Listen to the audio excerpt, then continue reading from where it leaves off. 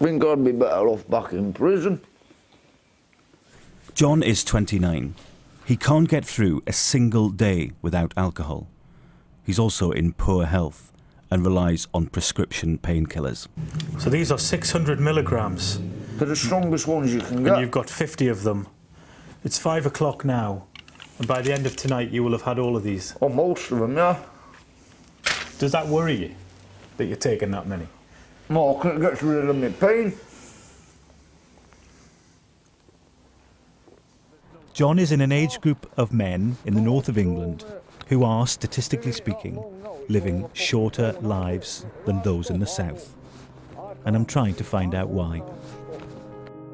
With the help of researchers at Manchester University, we've built up the most comprehensive picture of a health divide that exists between the north and the south of England.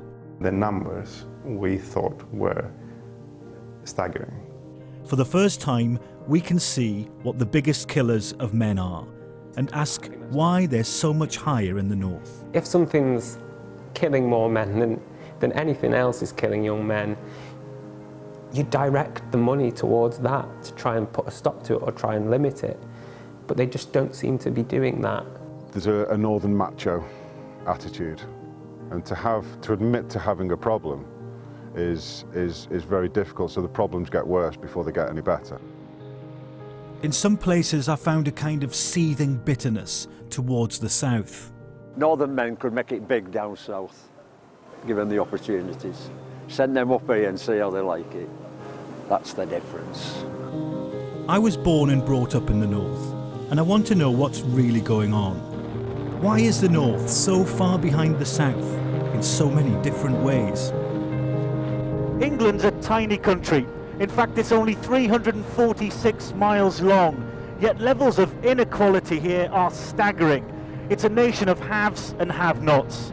So how is it that from where we've just taken off to a few miles south of here, people's life chances, and the life chances of men in particular, can be so very different?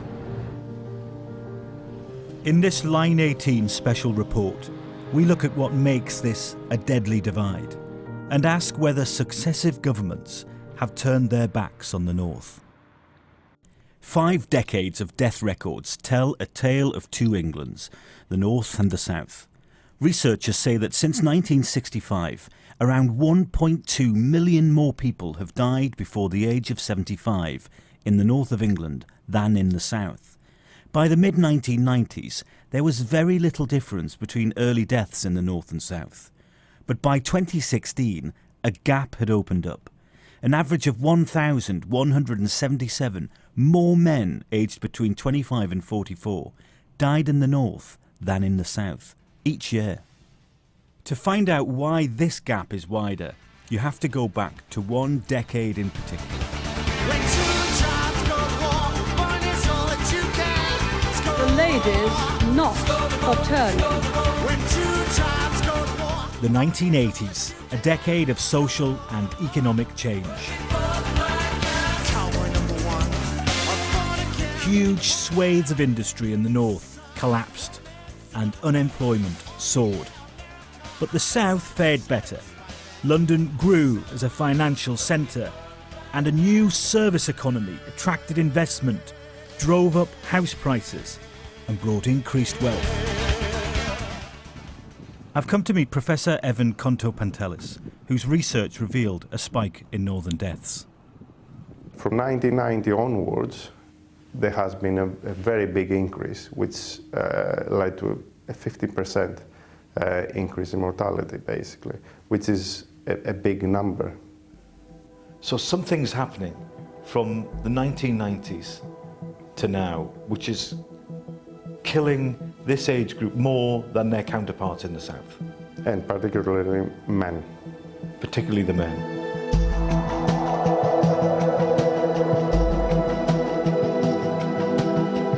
Council budgets in Blackpool have been slashed by nearly £140 million in the last 7 years. It has the highest drug-related death rate in England and Wales. And alcohol's a huge problem too. And do you drink every day? Every day, yeah, without fail. Without fail? I first met John a few months ago. He was on a mission to get to his GP's before it closed. Can you imagine a day where you don't drink? Or you don't drink a lot? A day when I don't drink, mate, I won't be able to get out the house, like I say to you. But if you got help on a programme, like a detox programme, would you do that?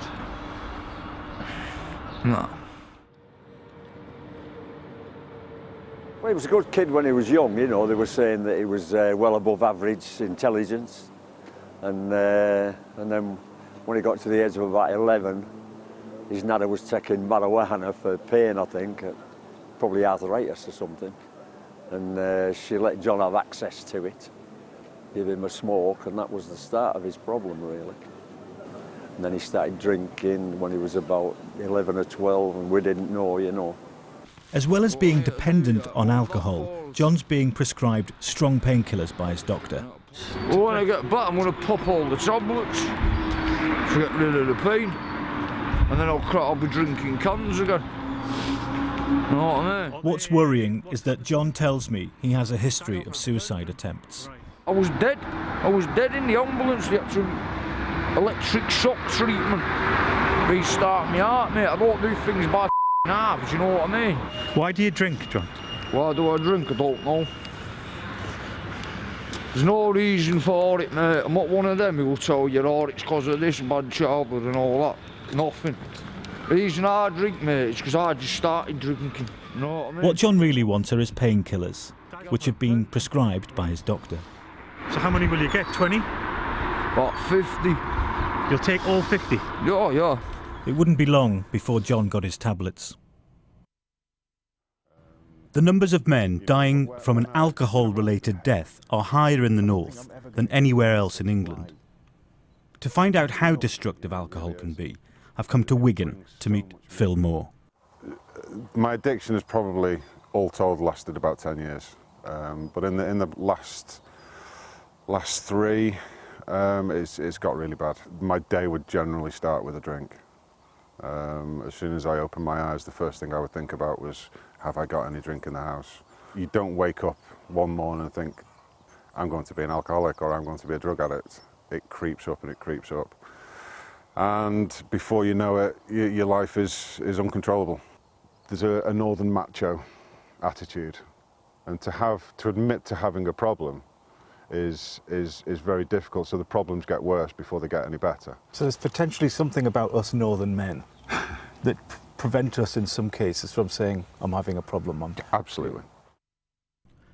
A major cause of death among northern men is suicide, with rates highest in the northeast and the northwest of England.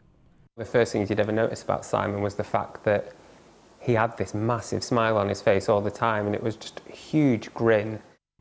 Simon Sharples took his own life at the age of 36. I've come to meet his brother, Johnny, to talk about what happened.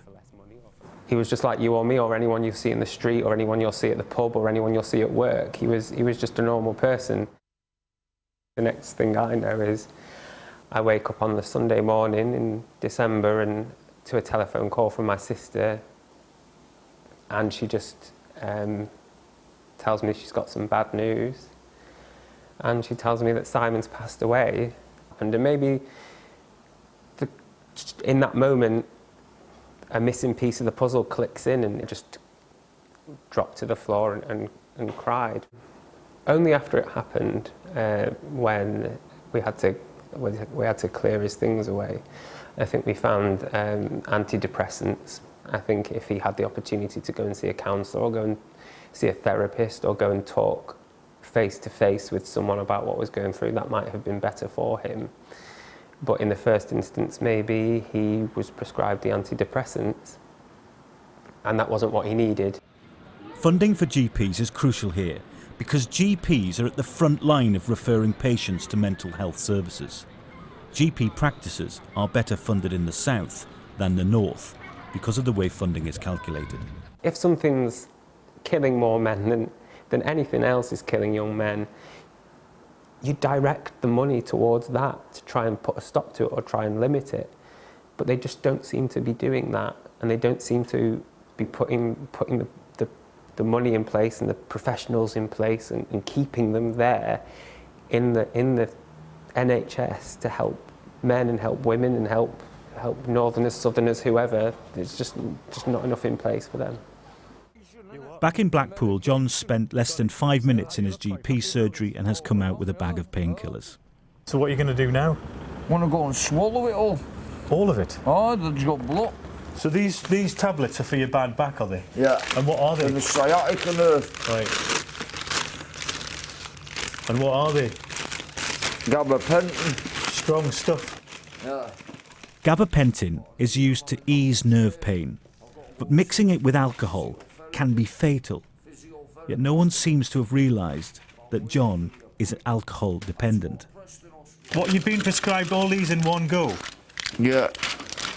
And how much of a course is this? I had the same yesterday, the same prescription.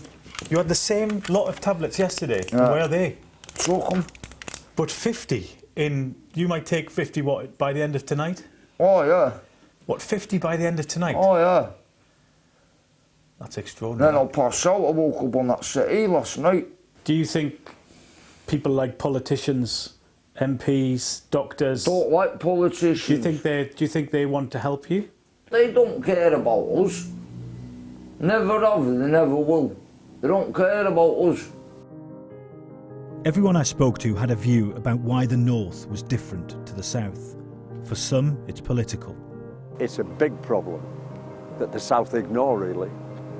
Just completely ignore it. And they can't understand why we voted to get out of Europe. It's because of that divide. If we'd have had a fair crack of the whip in Europe, you know, the money would have been distributed evenly. It might have been a different story. For others, it was about money. All these reasons, or almost all of them, actually all of them, are linked to socioeconomic deprivation. Do Northerners generally have a point? Are the statistics borne out by that? I think Northerners have a point, and the numbers point to that.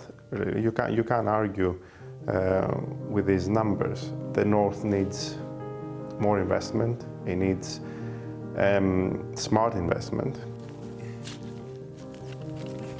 Phil found salvation in the most unlikely of places, a detox farm surrounded by chickens and goats. But funding made this place happen. And so during your rehab here, this was kind of therapy? Absolutely, yeah. Absolutely. I'll introduce you to the goats soon, and